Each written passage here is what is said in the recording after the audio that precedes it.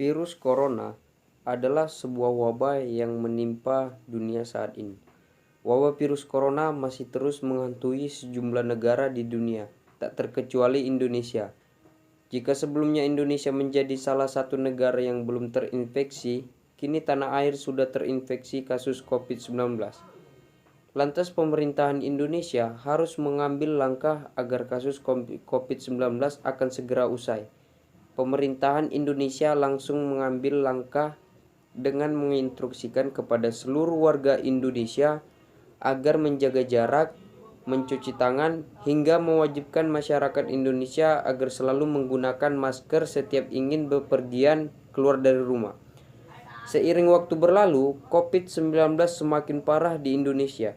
Akibatnya pemerintahan Indonesia menerapkan mulai dari bekerja dari rumah, bahkan belajar dari rumah secara daring.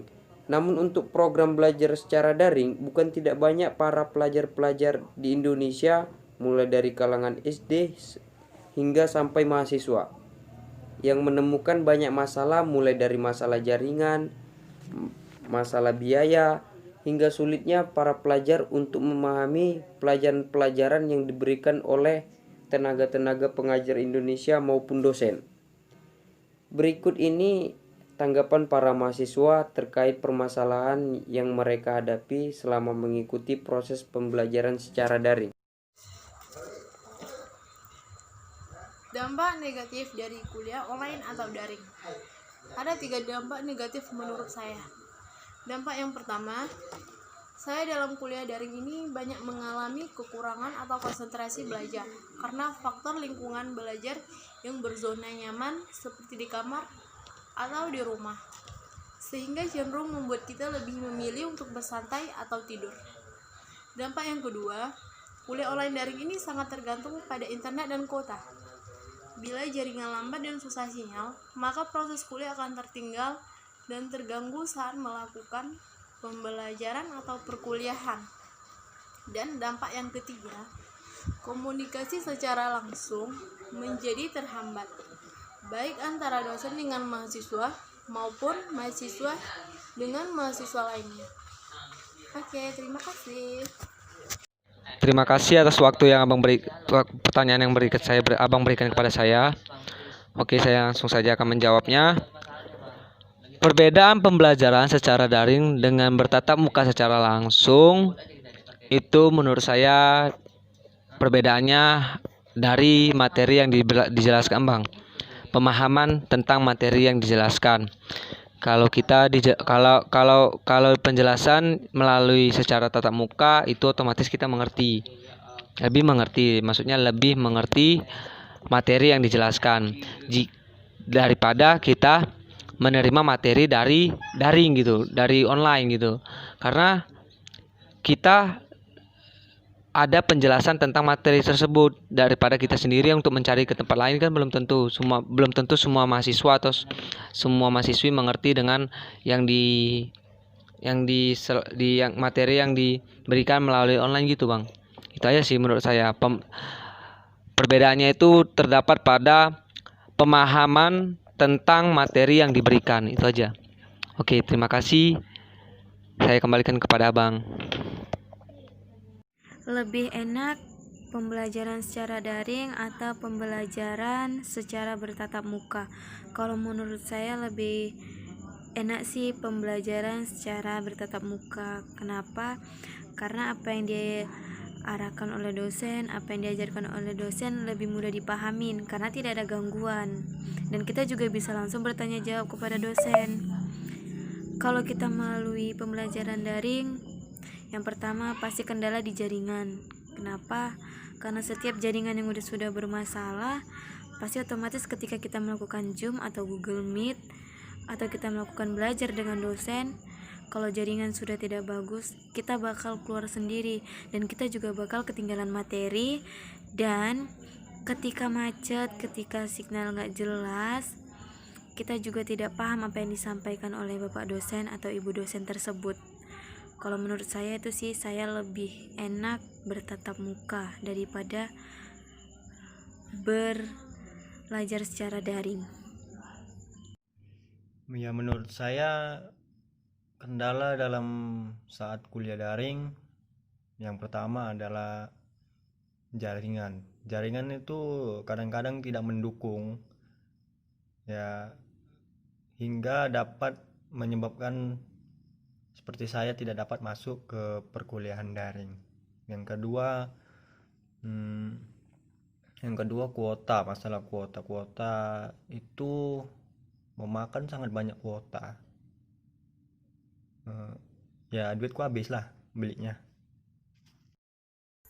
Masalah yang sering saya alami ketika saya mengikuti proses pembelajaran secara daring.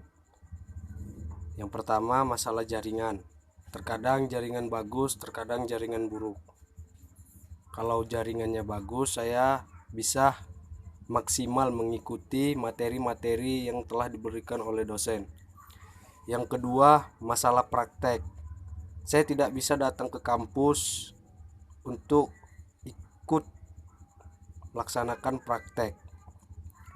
Dan harapan saya di tahun 2021 saya bisa mengikuti pembelajaran secara biasanya, datang ke kampus mengikuti praktek dan dapat menerima materi-materi yang diberikan oleh dosen. Terima kasih. Assalamualaikum warahmatullahi wabarakatuh. Baiklah, di sini saya akan mencoba menjawab pertanyaan dari saudara. Pertanyaannya yaitu apa harapan kepada pemerintah mengenai program pembelajaran secara daring. Baiklah, harapan saya sendiri yaitu kepada pemerintah mengenai program pembelajaran secara daring. Saya berharap pembelajaran ini segera dituntaskan. Karena menurut saya dengan belajar daring ini banyak kendala yang dihadapkan atau dihadapi oleh setiap mahasiswa dan para siswa. Kendalanya yaitu seperti para siswa harus mengeluarkan banyak biaya untuk membeli kuota internet, atau terkadang bahkan siswa atau para mahasiswa kesulitan untuk mencari jaringan, atau terkadang bahkan bagi para siswa ada yang tidak mempunyai gadget. Memang COVID-19 berbahaya untuk kita semua, tapi jika kita mengikuti protokol, insya Allah kita akan selamat. Karena jika pada tempat-tempat umum saja dibuka, kenapa pada untuk sekolah tidak dibuka? Bisa saja kan untuk di sekolah disediakan fasilitas-fasilitas kesehatan seperti tempat cuci tangan, hand sanitizer. Karena terkadang tidak semua siswa dapat menghadapi kendala-kendala tersebut seperti yang saya ucapkan tadi. Mungkin pendapat saya cukup sekian. Saya sudahi dengan salam. Assalamualaikum warahmatullahi wabarakatuh. Harapan saya untuk pemerintah Indonesia mengenai sistem pembelajaran daring ini yaitu mohon lebih optimal untuk mengatasi setiap kendala yang dihadapi para pelajar, terutama masalah jaringan. Tip yang dapat diambil dari sistem pembelajaran secara daring ataupun kuliah online ini, pertama kita dapat menghemat waktu. Misalkan kita dapat berolahraga, beristirahat, berkumpul bersama keluarga, serta kita dapat mengulang-ulang bahan materi yang diberikan oleh dosen. Kedua, kita pun peka dan lebih beradaptasi dengan adanya perubahan ini. Kita dapat memahami dengan adanya COVID-19 tersebut, kita dipaksakan untuk belajar di rumah, sehingga kita dapat meningkatkan suatu teknologi tersebut dan kita pun dapat mengoperasikan teknologi tersebut sehingga kita mudah menyerap banyak ilmu. Dan terakhir, kelengkapan yang diberikan dosen tersebut mampu menciptakan materi yang interaktif dan mudah diakses sehingga dapat membantu mahasiswa belajar di rumah. Terima kasih. Selama saya mengikuti daring, kebanyakan tidak mengerti penjelasan dosen dikarenakan jaringan yang lambat. Selama dalam pembelajaran daring ini, menurut saya tidak pala mengerti tentang materi. Kenapa saya bilang tidak gampang mendapatkan materi? Karena setiap dosen hanya memberi materinya aja, tidak dijelaskan. Makanya saya pun kurang paham materi-materi itu karena penjelasannya pun belum ada gitu.